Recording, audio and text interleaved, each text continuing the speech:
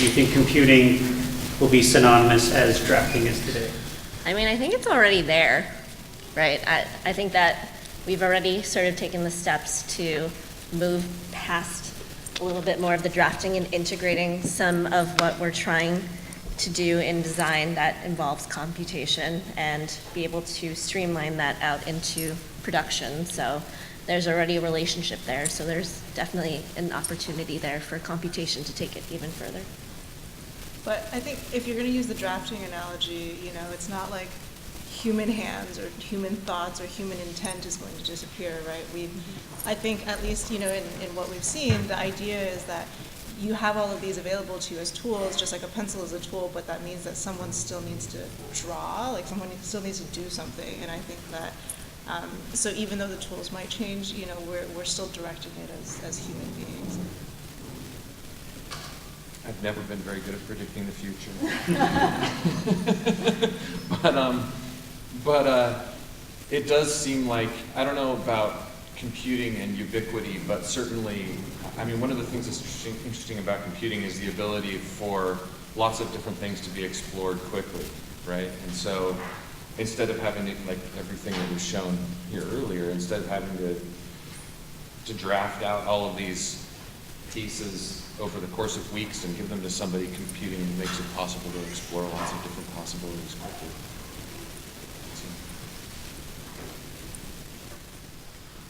I mean, for sure. I think for us it's a little bit different. We've always talked about at Entopology, there's been discussion in the office around we see there's maybe an arms race coming up for algorithms because there's a lot of really interesting I think things happening where we're blending not only just CAD and design, but also simulation and spitting it out to a machine, making sure that it's manufacturable. So for us, it's more about connecting all those things together and making sure that you're bringing in simulation data and manufacturing data earlier into the design process. So for us, we think that it's less about computational sort of randomness or interesting scripts. For us, it was more about connecting the heavy computational stuff together and bringing that data in earlier into the design. So I would say yes. Are there any questions from the audience? We have a microphone to go around. We got one right here.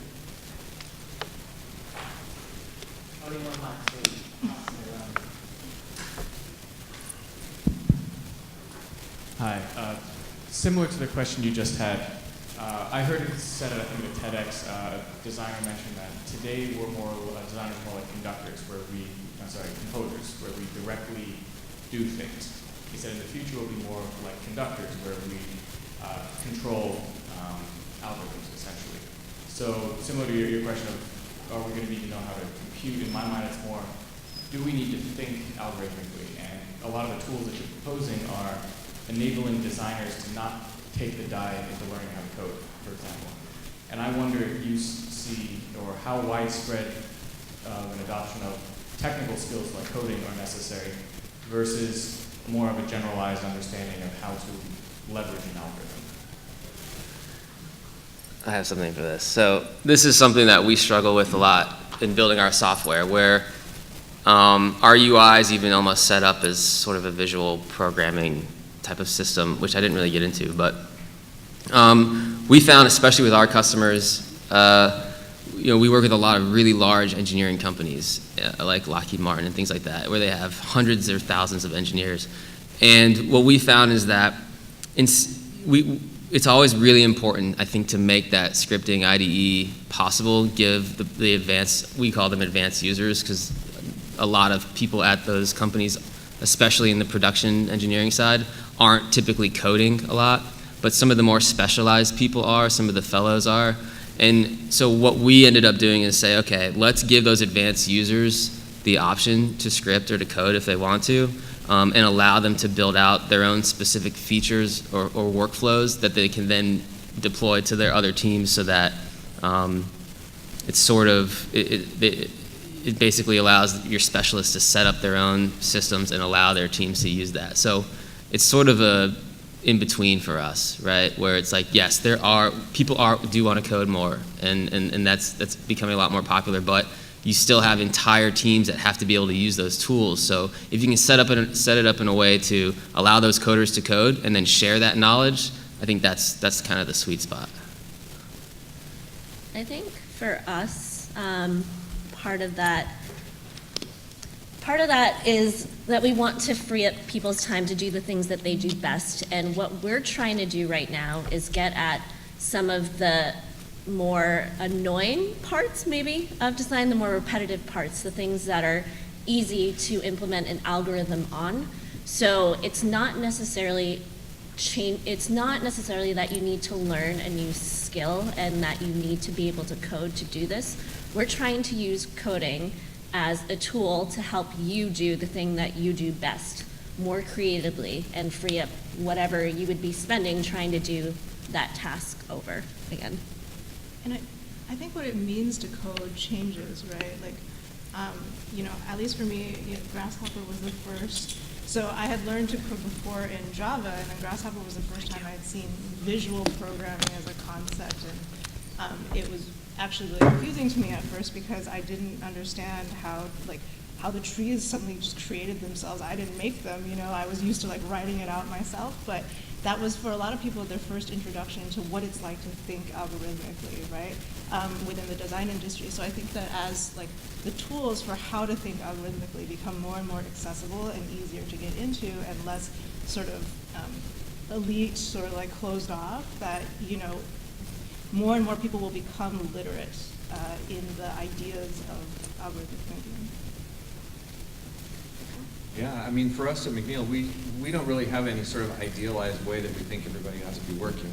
And so we tend to approach all the problems that come our direction in terms of interesting things to work on. So knowing what you're going to need in the future really depends on what people come up with now. And what we tend to focus on right now is some of the biggest hard things that we're good at that we can help you out with. So how the things that we do impact what you do changes what types of skills are going to be needed to make it so that you can solve the problems that you're trying to solve now. So, it's really hard to predict how everything's going to come together and what's going to be necessary in 5 years in order to do the work that people are doing today. That's a good answer. I have a question up front. Yes, I have a question. This is mostly directed to Margaret and Serena, but I think the entire panel has decided this. I was really excited by the animation of the sort of consultant feedback loop that you described, this ambition of creating a more iterative, collaborative situation. And I think technology is certainly a component to enabling that. I'm curious to know if the Core Studio and Thor and Tomasetti has given thought to what I would view as being other limiting factors, such as liability structures, risk management structures that are really the foundation for how we kind of situate ourselves within our own silos. And you guys envision that the tools that you're creating is transforming the business of Thor and Tomasetti and other collaborators to kind of realize the value of these tools. Yeah, I think we talked about some of this when we were trying to decide how to word what we were saying. We were talking about that, we wanted to be challenging the idea of asymmetry between parties and how siloed they become. And usually, every time you come together for a meeting and it's not quite what we wanted, there's an exchange and that asymmetry changes, balances out a little bit each meeting. And so what we were thinking is that while technology sort of helps, those bounces occur quicker so that you can come together closer, I think that the decision maker is not going to become the specialist, the realms don't change, but we're hoping that by sort of squishing down the amount of time between, communication that it can bring us there faster. Yeah, and I think that the tools are meant to facilitate sort of opening up and being a little bit more transparent about how the process happens.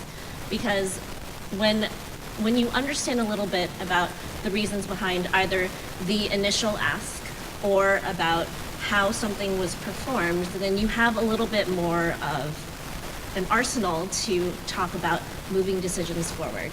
And just this was kind of born out of some of the experiences that we had where these situations didn't happen.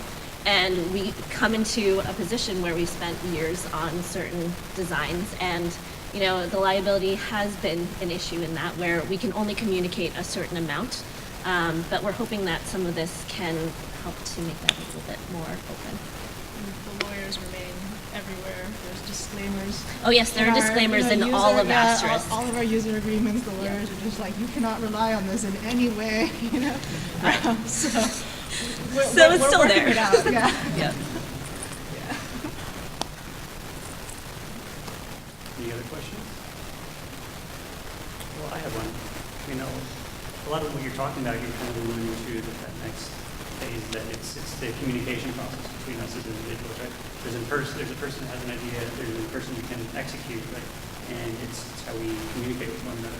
Having an architecture background and being in the tech side for a little bit, I realize that the clearer that I am on my side, the easier it is for everyone that I'm collaborating with to be successful. So then they're successful, we're successful as well as collaboratively, right? So do you think that computing is like the next way of, maybe computing is the wrong way, but maybe technology is the next way of communicating with one another? Whether it's communicating geometry versus, old school kind of archaic file methods, or communicating new ways of how applications should be written and deployed.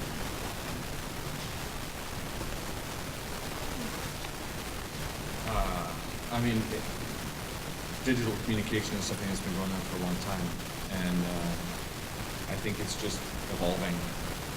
The types of things that people are wanting to communicate with each other is evolving from a drawing to document set to a whole workflow of the way that the whole thing goes together, and people being able to pull apart the pieces that they need and get the information that they want.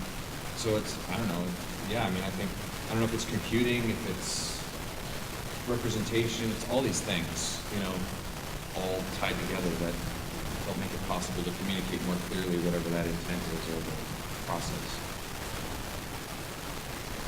Yeah, just to add to that, I totally agree. Again, for us, a little bit different from mechanical engineering. For us, it was more about communicating between the different teams, right? You have your CAD guys, you have your CAE guys, or teams, and then you also have your manufacturing team, right? And traditionally, those have all been super siloed and cut off from each other. And anytime you have some sort of part going through that design and simulation phase, if there's any changes or problems anywhere along that process, that whole loop has to start over again. So for us, it's a lot about communicating between teams, because we're not so much of a client-focused sort of business. We have a product that we sell. We wanted to make the communication between those traditionally siloed teams to be a lot easier. And that was, for us, that was basically setting up the platform to allow people to, in each one of those teams, build up their own building blocks of the stuff that they are concerned about, and package that and be able to share that with these other teams, so that if there is any problem later on down the line, it's not hard at all to go back and say, oh, this is the thing we need to change, and then it all just sort of flows through like grasshopper. See a question out Yeah, I just want to follow up on this issue of liability, because we also do the same thing, right? With our internal platforms, we have disclaimers that say, you are an architect, you must rely on your professional judgment, right? Basically, like, nothing goes out the door unless you verify it, and placing the onus on the architect. The problem is, we're at an inflection point, right? We talk about, the history of CAD, and basically these generalized platforms that have allowed us to do essentially glorified drafting, right? All of these tools we're building now are actually less about the manual tasks and more about embedded knowledge. And the problem is as these technologies develop and we're embedding more and more knowledge into the technologies, the onus of actually checking the work on an architect or an engineer becomes increasingly difficult, and in some cases impossible, right? Because we're leveraging, 1,000 servers to do 10,000 iterations, and how do you actually check that work without losing all of the efficiency of the tools we're using? So long story short is, if you envision a future 5-10 years from now, where essentially all of our tools have this kind of embedded knowledge, shouldn't the onus shift to the software developers to actually validate their tools? But is anybody going to do that, right? Or are we going to increasingly divide as an industry where architects, once again, I'm just going to use architects because they tend to get the short end of the stick, right, are going to absorb all of the liability without the agency of being able to validate their own work? Or is there a software company that's going to go out on a limb and say, no, we will actually absorb liability, and that's part of their market proposition? Is that even a possible scenario? Well, so the way I like to think about this is the general concern about how something like artificial intelligence will start to take over. And the parallel I'm drawing here is that you're saying there's this software that's supposedly taking on a responsibility that's a portion of the responsibility that you've taken on as an architect, right? But at the end of the day, you are still the architect with the expertise. What we're trying to do with this software, and I don't know if there is a software company out there that wouldn't do this, but what we're trying to do is at least help you with a proportion of that, like a small bit that is a part that you can validate, right? At the end of the day, you can see whether or not this makes sense to you and is something that you can make a judgment on, right? It's like if you follow GPS, right? And the GPS tells you to go off into a lake. You're obviously not going to go off into the lake, right? Like, you know that that's a thing that you shouldn't drive into. Sure, but is that the fault of the GPS, or just common sense, like, don't drive a car into a lake? So I still think that there's still a human component to this, and nothing that a tool can build at this point in time, and I don't think in 5 to 10 years, is going to be able to replace a human that has experience and expertise in a field. So I guess the answer then is no, I don't think so, because you are still the expert. You are still the architect at the end of the day. I mean, if anybody wants to try that, they can go ahead and do it, and their company will probably have a very defined scope of whatever it is that they're going to take responsibility for, right? Like energy modeling platforms, for example, they return to you data and they take responsibility for how well your building will perform based on the responses that you get back. So, but in the context in which I think a lot of us might work, which is that we're in some kind of an internal development group that is bounded within the firm of an architecture firm or an engineering firm or some other kind of company that does something else. The company as an umbrella holds the responsibility, and we're just one of the teams, one of the potential tools that they're able to use, but we're supposed to use all of the tools available to us that are relevant for the project, and not just rely completely on the fact that we decided we can turn our brains off because somebody else is doing this kind of work and we don't want to think about it anymore. Question up there? Yeah, this is a really stimulating conversation. I guess one of the things that I'd like to suggest is, can you frame the conversation differently and say, it's already here. It's not what will happen, it's how can we embrace it more with recommendation systems like Netflix or Amazon. They're already based on this technology. So look at self-driving cars, they're coming. You can think about, yes, there are profound impacts in the industry if buildings fall down, but is that any more risky than a Tesla or an Amazon, sort of self-driving car finding someone? There are people that are solving the problem now. We don't have to solve them from scratch. There are other methodologies and technical ways to solve them that we can start to look at. Is there a question? Yeah, was that a question?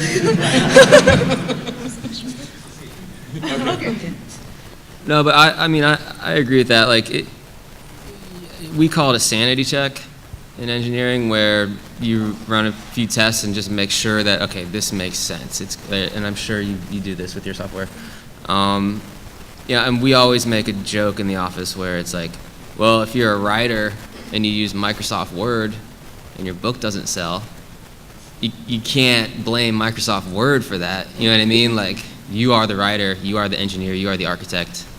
these are just tools to help you do your job faster and more efficient, in my opinion. And the software companies, I know we have terms in our EULA that say if your part fails that you design our software, that we're not responsible. So yeah, I definitely think it's up to the expert to make the final decision. We shouldn't be relying all on algorithms right now. And as things get more and more complicated, it is going to be more and more of a challenge because there may be pieces that there isn't anybody who understands well enough to be able to validate as an individual human. You know, I don't know that that's currently the case, but at least in building and construction, but it certainly is the case in terms of software. I mean, we already have Brino itself. I don't think there's anybody in the organization that understands how everything works. And that kind of complexity just seems to be growing all over the place. So it'll be interesting to see how that evolves. So do you think there needs to be a clarity between augmentation and automation? We are automating tasks to help augment our profession. So do we still remain professionals? And we are the thinkers, we are the executors, and these help augment, or these help automate the kind of mundane tasks so that for all of us that, got our degrees and our licenses can actually use a brain to think instead of push buttons.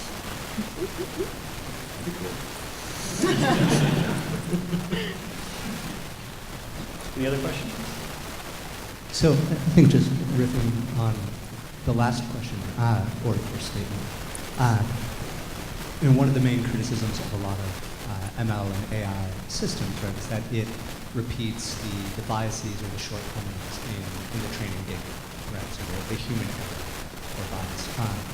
And I wonder if in these systems that allow for, I'm thinking of Asterisk, that allow for not the removal of a sanity check at the end, but maybe the working through of a problem where there's maybe other solutions that are left out. I'm thinking of, you build an iterative test for a master plan or a building, there's a lot of assumptions that you have to just build into it in order to get through that test, which is a very different way of working than maybe the sort of heroic architect at OMA who's going to re-envision what a library is, right? And so I wonder if, or when, within your own workflows, you try to, and this is primarily a question for Serena and Margaret and these sort of shared collaborative tools, how you embed an opportunity for re-interrogating and revisiting the initial assumptions in a project? Like at which point when you reach sort of fundamental trade-offs where you say, oh, we have to choose, we have these 5 top performing options and they offer us a choice between, I don't know, energy efficiency or views or something. How often that becomes an opportunity for re-interrogating those initial assumptions, and if this starts to provide opportunities for sort of new ways of collaborating or workflow that are more sort of circular rather than simply fast or more efficient. Yeah. All right. So Asterisk is currently in alpha. It's this is the very first implementation of it. It's not actually. It's built on a lot of stuff in our history, but this is a polished implementation of that. But right now, we have limited the scope of this to speed, and we have embedded certain assumptions about how structural engineers will perform this design by talking to some of our in-house engineers and building through that knowledge. But over time, what we're hoping we can do is be able to generate a lot of these. We've, only been working on this really full-time for about 9 months or so, so it's on its way.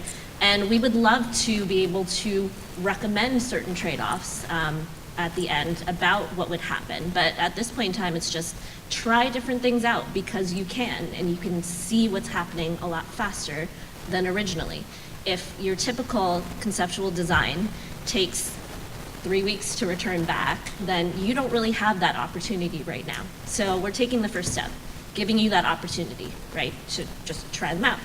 And then you can still try to figure out if that makes sense for what you're looking at. There are a couple of settings in Asterisk that you can play with right now. We can reveal more later. It's on the roadmap to do, but it's just, this isn't the end, right, of it. We're just starting, so.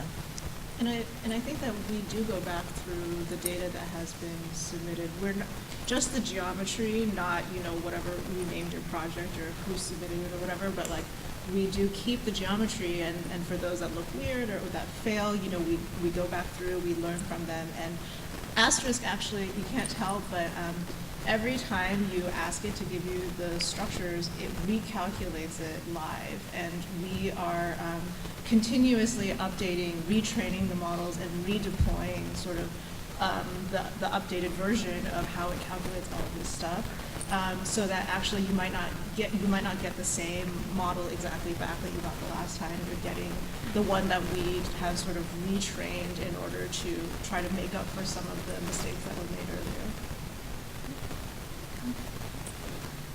I think we have time for one last question.